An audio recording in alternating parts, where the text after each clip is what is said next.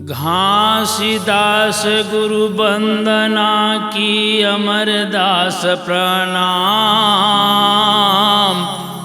बालक दास तो ही सुमिरो गुरु सिद्ध करो सब काम। बोल गुरु घासीदास बाबा की जय।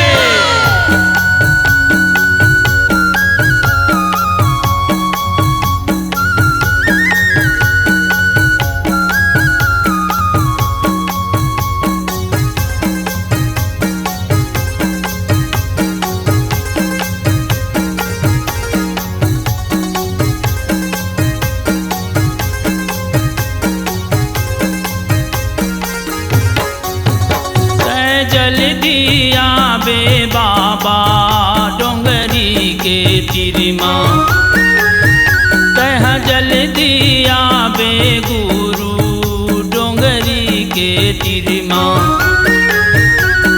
सब संतन तोर बैठे हावे,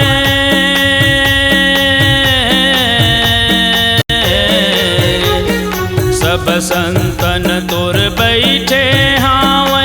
ओहुल जन भुलावे तह जल दिया बे। जल दिया बे बाबा डोंगरी के तिरमा, जल दिया बे गुरु डोंगरी के तिरमा।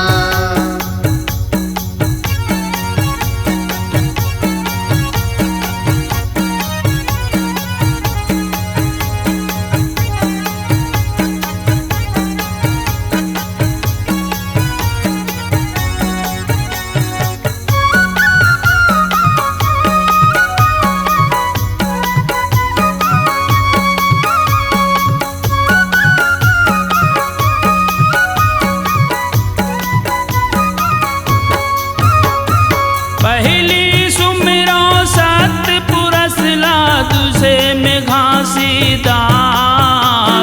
तोर चरण के अमृत पाए बर लगे है मन के आस। तोर चरण के अमृत पाए बर लगे है मन के आस। तीजे सुमिरो अमर गुरु लाया बे घोड़ा सवारी। दिन दुखिया की दुख दूर करके काटबे तन की बीमारी।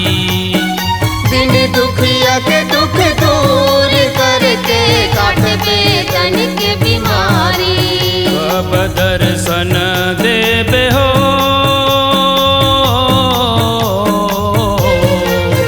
कब दर्शन देबे हो मोरी सतगुरु बाबा तह जल दिया बे। तह जल दिया बे गुरु पहाड़ी के तिरमा, तह जल दिया बे गुरु पहाड़ी के तिरमा।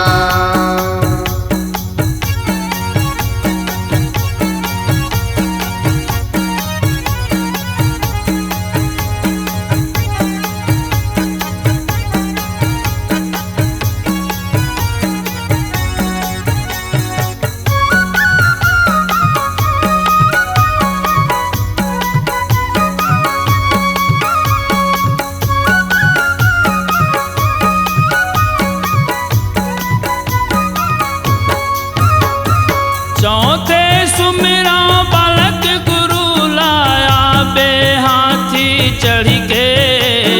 सब संतन लाया अमृत बटाबे तै हर सत्य नाम के। सब संतन लाय अमृत बटाबे तैहा सत्य नाम के। विजय गुरु गुरु बालक दास हमर गर्भ गुमान है। सतनामी के जगत गुरु जे घर सत्य के निशान है। सतनामी के जगत गुरु जे कर सत्य के निशान है। और गुण लागा बो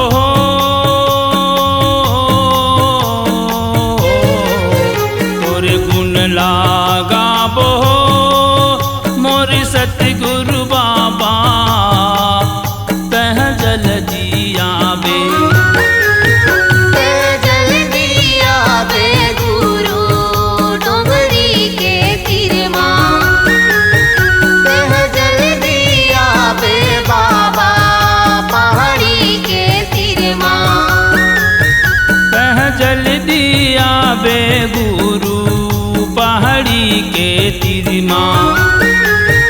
तह जल्दी आवे बाबा वही गिरौदपुरी माँ। सब संतन तोर बैठे हावे,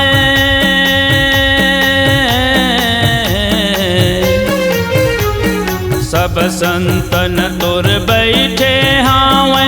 ओहुल जन भुलावे तह जल्दी आवे। तह जल्दी आवे गुरु डोंगरी के तिरमा। तह जल्दी आवे गुरु पहाड़ी के तिरमा। तह जल्दी आवे बाबा डोंगरी के तिरमा।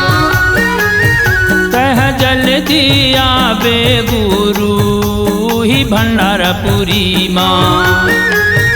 वही गिरौदपुरी माँ। ओही खड़ुआपुरी माँ।